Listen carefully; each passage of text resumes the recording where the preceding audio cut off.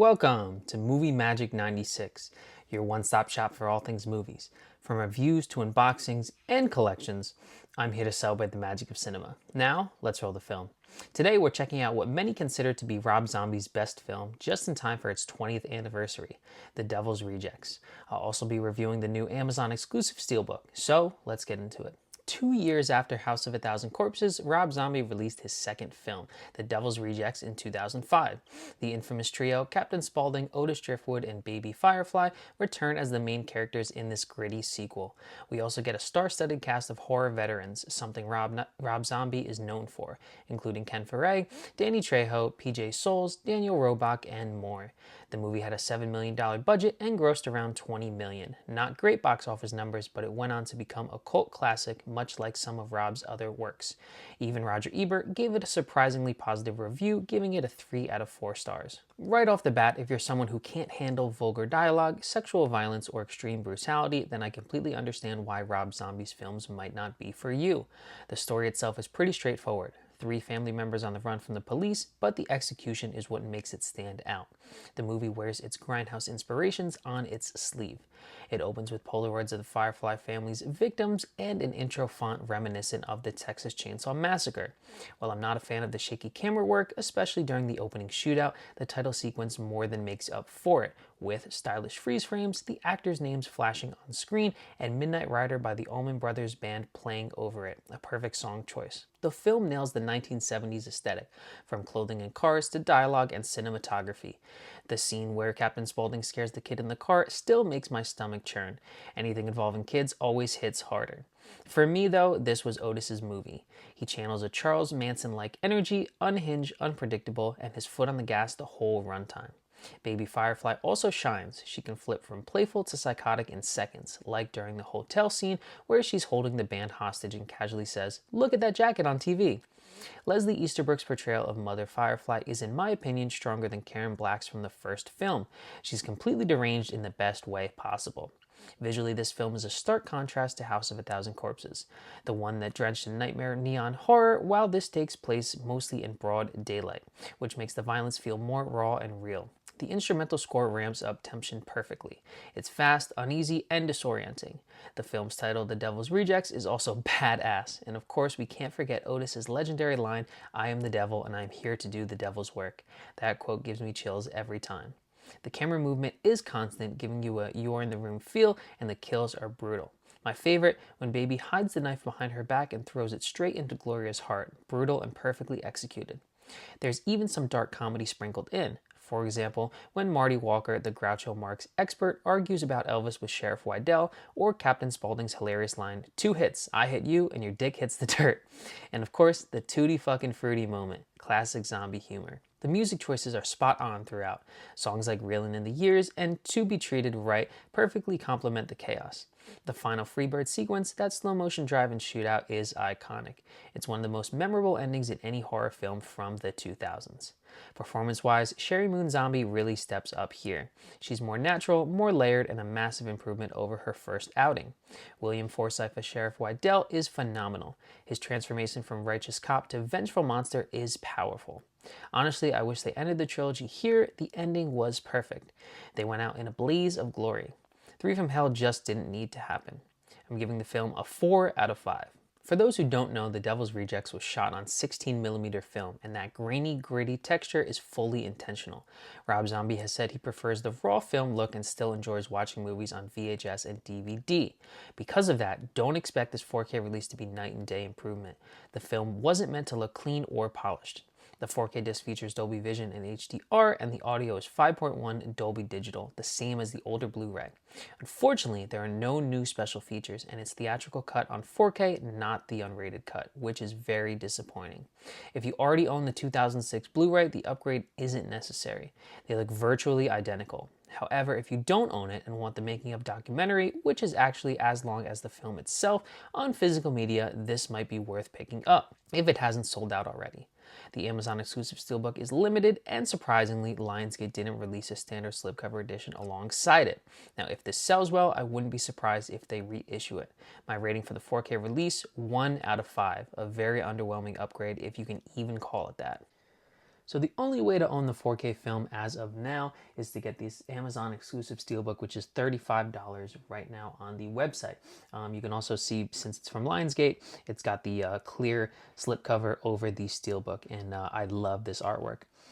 Go ahead and show off the spine, show off the back, and when we take off the slipcover, you can see some of that gorgeous, let me save these to the side real quick, see some of that absolutely gorgeous Steelbook artwork. All right, so when we open it up, we have the 4K disc. I actually moved them around a little bit, but we have the 4K disc right there. We have the amazing documentary 30 Days in Hell on its own disc. We've got the Blu-ray right here, and I love the artwork on all the discs. And then right here, we have that comic book style that you will also see in House of a Thousand Corpses release box set from last year, which I will show off in a second. But I want to show the art cards real quick. We've got Ken Foray. 2, 3, 4. I'll flip them over. It's got lines of dialogue. You can also pause it if you need to. And then we've got 2 more. And again, we'll flip that over for you. So what's crazy is the original standalone Blu-ray came out in 2006, and that is the only way you can own the film as a standalone. There are a bunch of different steelbooks with the entire Firefly trilogy, and then there's a couple with there's one with just the with House of a Thousand Corpses, and so yeah, so it's kind of pretty insane that that there's so many different ways to own it together, but only that one way still standalone from 2006, a very early on version of the oh, I gotta show off the first pressing too, if you can read that. First pressing right there. All right, and what I also wanted to show you was, if you still have that Blu-ray box set of House of a Thousand Corpses, it kind of stays in the same vein of, you know, it's very busy. There's a lot of artwork on the front and on the inside. But what I did want to show you is that the art cards are also that same sort of cartoony style. So I'm glad that they you know, kept it going. And on the back you have lines of dialogue. But again, I don't understand why A, this wasn't 4K, and B, that this one was only a steelbook, because as gorgeous as this is, I would love to have a box set of it as well. So when you pop in the 4K disc, you can hear some of that instrumental score. Go over to Setup. For audio, we have that English 5.1 Master Audio. Subtitles in English and Spanish. Scenes will pop up on the left-hand side. And special features. Audio commentary with director Rob Zombie. Audio commentary with actors Sid Haig, Bill Mosey, and Sherry Moon Zombie. Blooper reel, The Morris Green Show, Rugsville #1 Talk Show, Mary the Monkey Girl commercial, Spalding Christmas commercial, Cheerleader Missing, the Otis Home movie, Satan's Gotta Get Along Without Me, Buck Owens video, deleted scenes, makeup tests, Matthew McGrory tribute, still gallery montage, theatrical trailer, TV spots. So this is the Blu-ray disc when you pop it in, and as you can see, it is exactly the same as the 4K disc. And I don't know why they would include both of them if they were exactly the same. You know, sometimes nowadays they're doing just the 4K in the release. I can understand them doing that and making the release a little bit cheaper. Or if they were gonna include the Blu-ray, I don't know why they put these special features on the 4K, because I would bet that it's going to compress the overall picture quality of the film a little bit. So definitely scratching my head about that. No need to pause the video and rewind, because when you put in the second Blu-ray disc, which has the 30 Days in Hell, the making of The Devil's Rejects, it's exactly the same. I don't know. I just feel like they should have changed it a little bit. Maybe even if you use the same scenes playing in the background, just change the bottom or just something else. But it just seems all very lazy.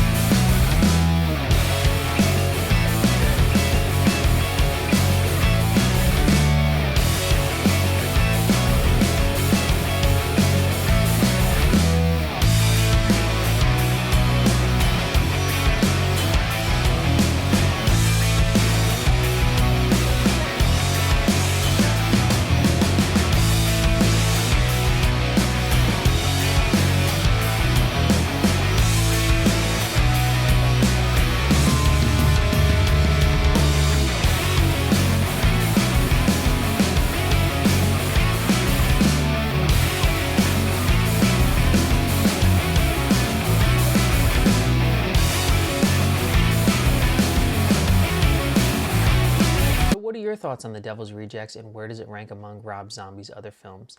Let me know in the comments below. And as always, if you enjoyed this video, don't forget to like, comment, and subscribe. You can also follow me on Instagram at MovieMagic1996. Thanks so much for watching, and as always, go watch a Rob Zombie movie today.